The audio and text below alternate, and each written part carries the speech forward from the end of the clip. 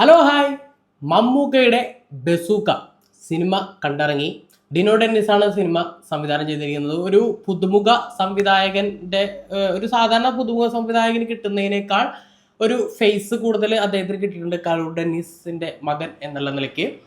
Cinema cinema എങ്ങനെയുണ്ടെന്ന് ചോദിച്ചു കഴിഞ്ഞാൽ, നമ്മുടെ ഡയറക്ടർ രഞ്ജിത്ത് മുമ്പൊരു ഇന്റർവ്യൂവിനകത്ത് ഒരു കാര്യം പറഞ്ഞിട്ടുണ്ട്. പ്രേക്ഷകന്റെ ബുദ്ധിയെ ചോദ്യം ചെയ്യുന്ന രീതിയിലുള്ള സിനിമകൾ ഉണ്ടാക്കാതിരിക്കുക. അത് ഞാൻ എപ്പോഴും ശ്രദ്ധിച്ചിട്ടുണ്ട് എന്നുള്ള രീതിയിലൊരു സ്റ്റേറ്റ്മെന്റ് പറഞ്ഞിട്ടുണ്ട്. എനിക്ക് സിനിമ കണ്ടപ്പോൾ ആ സ്റ്റേറ്റ്മെന്റ് കുറച്ചുകൂടി ഈ സിനിമയ്ക്ക് ആപ്റ്റായിട്ടാണ് എനിക്ക് തോന്നിയത്. പ്രേക്ഷകന്റെ ബുദ്ധിയെ ചോദ്യം ചെയ്യുന്ന തരത്തിലുള്ള ഒരു സിനിമയായിട്ടാണ് എനിക്ക് പേഴ്സണലി തോന്നിയത്. അതിന്റെ പ്രധാന കാരണം ഇതിന്റെ ട്വിസ്റ്റ് തന്നെയാണ്. സിനിമ ട്രെയിലർ കണ്ടവർക്ക് മനസ്സിലായിട്ടുണ്ടാവും. അതുപോലെ തന്നെ ഗൂഗിളിലും പറയുന്നത് വെച്ചാൽ ഗെയിമിംഗ് ബേസ് ചെയ്തിട്ടുള്ള റോബറിയും അതുപോലെ തന്നെ കുറച്ച് ട്വിസ്റ്റും ടേണും ഒക്കെ ഉള്ള ഒരു സിനിമയാണ്. അത് ഈ സിനിമയുടെ ഏറ്റവും എനിക്ക് നെഗറ്റീവായിട്ട് തോന്നിയത് ഇതിന്റെ ട്വിസ്റ്റാണ്. അത് പ്രേക്ഷകന്റെ ബുദ്ധിയെ ചോദ്യം ചെയ്യുന്ന തരത്തിലുള്ള, അല്ലെങ്കിൽ ബുദ്ധിയെ അളക്കുന്ന തരത്തിലുള്ള, പരിഹസിക്കുന്ന തരത്തിലുള്ള ഒരു ട്വിസ്റ്റും ടേണും ഒക്കെ ആയിട്ടാണ് എനിക്ക് പേഴ്സണലി തോന്നിയിട്ടുള്ളത്. മേക്കിംഗ് കൊണ്ട് സിനിമ ഒരു പരിധിവരെയൊക്കെ നന്നായിട്ട് വന്നിട്ടുണ്ട്. പക്ഷെ അത് പറയുമ്പോൾ പോലും നല്ല രീതിക്കുള്ള ലാഗ് ഫീൽ ചെയ്യുന്നുണ്ട്. എനിക്ക് സിനിമയിൽ പോസിറ്റീവായിട്ട് തോന്നിയ ഒരേ ഒരു ഘടകം, എന്നാൽ അത് ഒരു പൊടിക്ക് ഓവറല്ലേ എന്നുള്ളൊരു സാധനം എനിക്ക് തോന്നിയിരുന്നു. മമ്മൂക്കയുടെ അപ്പിയറൻസും അതുപോലെ തന്നെ സ്വാഗും സ്റ്റൈലും അദ്ദേഹത്തിന്റെ കോസ്റ്റ്യൂം, അദ്ദേഹത്തിന് കൊടുത്തിട്ടുള്ള ഒരു അപ്പിയറൻസ് പരിപാടിയൊക്കെ ഉണ്ടല്ലോ, എന്താ പറയുക, ഒരു ഫാൻ ബോയ് രീതിയിൽ ഡെനോ ഡെന്നിസ് നന്നായിട്ട് തന്നെ മമ്മൂക്കയെ അവതരിപ്പിച്ചിട്ടുണ്ട്. അത് പുള്ളിയുടെ ഒരു എന്താ പറയുക, പുള്ളിക്കുള്ളൊരു സ്വാഗം പരിപാടി ഉണ്ടല്ലോ, ഡ്രസ്സിങ്ങിനുള്ളൊരു പരിപാടി, അതൊക്കെ നന്നായിട്ട് തന്നെ വന്നിട്ടുണ്ട്. പക്ഷെ ഒരു ഘട്ടം കഴിഞ്ഞ് ഒരു ഇന്റർവെല്ലിന് ശേഷം കുറച്ചങ്ങോട്ട് പോയതിനു ശേഷം പിന്നെ ഇതൊരു ഫാഷൻ പരേഡായിട്ട് മാറിയിട്ടുണ്ട്. ഒരു ഫാഷൻ പരേഡായിട്ട് എന്ന് വെച്ചാൽ മമ്മൂക്ക കുറേ ഷർട്ട് മാറി വരുന്നു, കോട്ട് ഇടുന്നു, ഗ്ലാസ് വെക്കുന്നു, അങ്ങനത്തെ ഒരു പരിപാടിയെ ആയി മാറിയിട്ടുണ്ട്. അത് എന്തിനാണ്? ഒരു കോട്ടിട്ട് വരുന്ന ഒരു സീനുണ്ട്. അത് ഒരു ആവശ്യമില്ല. അങ്ങനെ ഒരു മമ്മൂക്ക കോട്ടിട്ട് വരേണ്ട ഒരു ആവശ്യമില്ല ആ സീനിൽ. മമ്മൂക്കയുടെ അപ്പിയറൻസിൽ ഇമ്പാക്ട് ഉണ്ട്, പക്ഷെ സിനിമയ്ക്ക് അതുകൊണ്ട് ഒരു ഇമ്പാക്ട് കിട്ടുന്നില്ല എന്നാണ് ഉദ്ദേശിച്ചത്. പിന്നെ മമ്മൂക്ക ഇതിൽ ഒരു സ്ഥലത്ത് കാലിൽ കൊലുസൊക്കെ ഇട്ട് വരുന്നുണ്ട്. സ്പോയിലർ ഒന്നും അല്ല കേട്ടോ, ഞാൻ അത്രയും പറയുന്നുള്ളൂ. കൊലുസൊക്കെ ഇട്ട് വരുന്നുണ്ട്, അതിൽ കൂടുതൽ ഞാനൊന്നും പറയുന്നില്ല. നല്ല കോമഡി ആയിട്ടാണ് എനിക്ക് തോന്നിയത്, നല്ല ഇഞ്ച കോമഡി. ഇത് മമ്മൂക്കക്ക് അത്ര നേരം കൊടുത്തിരുന്ന ഒരു അപ്പിയറൻസിൽ നിന്ന് മാറി വേറൊരു പരിപാടി. അത് ആ സിനിമ കഥയുടെ ഒരു ഭാഗമായിട്ടാണ് അങ്ങനെ കൊടുക്കുന്നത്. പക്ഷെ അത് എനിക്ക് ഒട്ടും വർക്കായില്ല. ഞാൻ കണ്ട തിയേറ്ററിനകത്ത് ഈ സാധനം ഒരു ഇമ്പാക്ട് ഉണ്ടാക്കണ്ടേ ഈ ഒരു പരിപാടി, നമുക്ക് കൊടുത്തിട്ടൊരു പരിപാടി ഒരു ഇമ്പാക്ട് ഉണ്ടാക്കണ്ടേ, അങ്ങനത്തെ ഒരു പരിപാടിയെ എനിക്ക് തോന്നിയില്ല. എന്താ പറയാ, നിഷാദ് യൂസഫാണ് സിനിമ എഡിറ്റ് ചെയ്തത്. അദ്ദേഹം നമ്മുടെ കൂടെ ഇല്ല. ക്യാമറ ചെയ്തിരിക്കുന്നത് നിമിഷ് രവി, അതുപോലെ തന്നെ റോബി വർഗീസ് രാജ്. മ്യൂസിക് ചെയ്തിരിക്കുന്നത് സയ്യിദ് അബ്ബാസ്.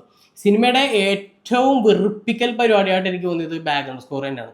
അത് ഒരു പക്ഷേ എനിക്ക് ഒരു എതിരഭിപ്രായം വന്നേക്കാം, എതിർ കമന്റ് വന്നേക്കാം ഈ ബാക്ക്ഗ്രൗണ്ട് സ്കോറിനെ സംബന്ധിച്ചിടത്തോളം. ബാക്ക്ഗ്രൗണ്ട് സ്കോർ ചില ഏരിയയിലൊക്കെ നല്ല ഹൈ തരുന്ന പരിപാടി, പ്രത്യേകിച്ച് മമ്മൂക്കയുടെ ഇൻട്രോ സീൻ അങ്ങനത്തെ ഉള്ള പരിപാടിയൊക്കെ നന്നായിട്ട് വന്നിട്ടുണ്ട്.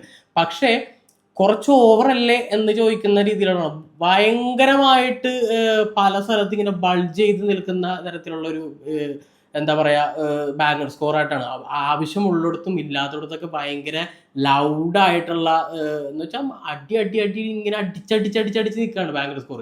അത് ആവശ്യമുള്ളിടത്തും ആവശ്യമില്ലാത്തടത്തൊക്കെ ഇങ്ങനെ പോകുന്നുണ്ട്. അപ്പോൾ ഈ ട്രാക്ക് കേട്ട് സിനിമ തുടങ്ങി കുറച്ചു നേരം കഴിഞ്ഞപ്പോൾ തന്നെ എനിക്ക് വല്ലാത്തൊരു അസഹനീയമായിട്ട് എനിക്ക് തോന്നിയിരുന്നു. ഈ ബാക്ക്ഗ്രൗണ്ട് സ്കോർ ഇങ്ങനെ ബൾജ് ചെയ്ത് നിൽക്കുന്നതാണ്, ഇങ്ങനെ പ്രൊജക്ട് ചെയ്ത് നിൽക്കുന്നു ബാക്ക്ഗ്രൗണ്ട് സ്കോർ. ക്യാമറ നന്നായിട്ട് തന്നെ വന്നിട്ടുണ്ട്, നിമിഷ് രവി ക്യാമറ ചെയ്തിരിക്കുന്നത്. പിന്നെ അതുപോലെ തന്നെ നിഷാദ് യൂസഫിന് ശേഷം എനിക്ക് തോന്നുന്നു പ്രവീൺ പ്രഭാകർ ആണെന്ന് തോന്നുന്നു സിനിമ എഡിറ്റ് ചെയ്തിരിക്കുന്നത്. ഗൗതമവാസനമേനോൻ നന്നായിട്ട് ചെയ്തിട്ടുണ്ട്. അദ്ദേഹം എനിക്ക് തോന്നുന്നു മമ്മൂക്ക കൊടുത്തേക്കുന്ന ഒരു സ്റ്റൈലും സ്വാഗും പോലെയൊക്കെ തന്നെ അദ്ദേഹത്തിന് അദ്ദേഹത്തിന്റെ ഇൻട്രോ അടിപൊളിയായിരുന്നു. പിന്നെ നമ്മുടെ അക്കീം ഷാ, അദ്ദേഹം നല്ലൊരു ത്രൂ ഔട്ട് ഒരു ക്യാരക്ടറാണ് ചെയ്തിട്ടുള്ളത്. പക്ഷെ തുടക്കത്തിൽ നല്ല വെറുപ്പിക്കൽ ക്യാരക്ടർ, അത് ആ ക്യാരക്ടർ വെറുപ്പിക്കൽ ക്യാരക്ടർ ആയതുകൊണ്ടാണ് കേട്ടോ അങ്ങനെയാണ് പോകുന്ന ഒരു പരിപാടി മൊത്തത്തിൽ. പിന്നെ ദിവ്യപ്രഭയുണ്ട് അത്യാവശ്യം, അത് വളരെ കുറച്ച് സീൻസ് ഒക്കെ ഉള്ളൂ, കുഴപ്പമില്ലാതെ ചെയ്തിട്ടുണ്ട്. സ്ക്രിപ്റ്റ് വൈസ് നമ്മളെ പിടിച്ചിരുത്തുന്ന ഒരു സ്ക്രിപ്റ്റ് ഒന്നുമല്ല, എല്ലാത്തരം പ്രേക്ഷകരെ ഉൾക്കൊള്ളുന്ന ഒരു സിനിമയുമല്ല ഇത്. ഒരു ഗെയിമിംഗ് പരിപാടിയൊക്കെ കൂടുതൽ എൻജോയ് ചെയ്യുന്ന കുറച്ച് ആൾക്കാർക്ക് ഒരു പക്ഷേ ഇത് കണക്ട് ആവും. പക്ഷെ അപ്പോഴും ഗെയിമിംഗ് എന്ന് പറയുമ്പോൾ ഒരു എൻഗേജ്ഡ് ആയിട്ട് നിൽക്കുന്ന ഒരു എലമെന്റ് ഗെയിമിനുണ്ടല്ലോ. പക്ഷെ അങ്ങനെ നോക്കുമ്പോൾ എത്രത്തോളം അത്തരം പ്രേക്ഷകരെയും എത്രത്തോളം തിയേറ്ററിൽ ഫുള്ളായിട്ട് മുഷിയാതെ പിടിച്ചിരുത്തുന്നുള്ളത് സംശയമാണ്. കാരണം അത്യാവശ്യം ലാഗും പരിപാടിയൊക്കെ ഉണ്ട് ഇത് കഥ പറഞ്ഞു പോകുന്ന ഒരു രീതിക്ക്. അതുപോലെ തന്നെ പ്രധാന ത്രെഡിലേക്ക് എത്താനായിട്ട് ഇങ്ങനെ വലിച്ചങ്ങ് നീട്ടാണ്, ഒരു കാര്യമില്ലാതെ ഇങ്ങനെ നീട്ടി വെച്ചേക്കാണ്. ഇതെന്താണ് ഇതിങ്ങനെ നീട്ടി? ഞാൻ കരുതി ഇതിപ്പോ തുടക്കത്തിൽ കാണിക്കുന്ന കുറെ കാര്യങ്ങളൊക്കെ ഭയങ്കര ഇമ്പോർട്ടന്റ് പരിപാടിയായിരിക്കും സിനിമയിൽ, ഭയങ്കര ഇമ്പോർട്ടന്റ് ആയിട്ടുള്ള പരിപാടിയായിരിക്കും എന്നാണ് വിചാരിച്ചത്.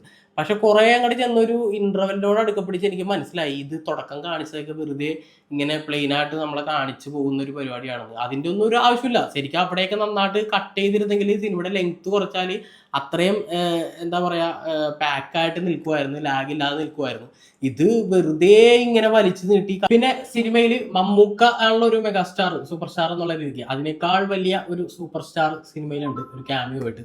ആളുടെ പേരൊന്നും ഞാൻ പറയില്ല. വനിതാ തിയേറ്ററിന്റെ പരിസരത്തൊക്കെ എല്ലാ സിനിമകളും റിലീസാവുന്ന സമയത്ത് വരുന്ന ഒരു പ്രധാനപ്പെട്ട സൂപ്പർ സ്റ്റാർ ആണ്. നിങ്ങൾ ഞെട്ടും അത് കണ്ടു കഴിഞ്ഞാൽ. മമ്മൂക്കൊക്കെ കൊടുത്തേക്കുന്ന ഒരു ക്യാരക്ടറിന്റെ ലെയർ സ്ക്രിപ്റ്റില് വീക്കായിട്ടാണ് എനിക്ക് തോന്നിയത്. ഒരു ക്യാരക്ടറിന് ഒരു ഇമ്പാക്ട് കിട്ടിയിട്ടില്ല നോക്കുമ്പോൾ. എന്ന് വെച്ചാൽ ഒരു ഡെപ്ത് ഇല്ലാത്ത ക്യാരക്ടറായിട്ടാണ്. കാരണം ഒരു നായകനോ അല്ലെങ്കിൽ പ്രതിനായകനോ ആരാണെങ്കിലും അവർ ചെയ്യുന്ന ഒരു പരിപാടിക്ക് കൃത്യമായിട്ട് ഡെപ്ത് ഉള്ള ക്യാരക്ടർ ആണെങ്കിൽ നമുക്ക് കുറെ കൂടി കൺവിൻസ് ആവും കാണുന്ന പ്രേക്ഷകന്.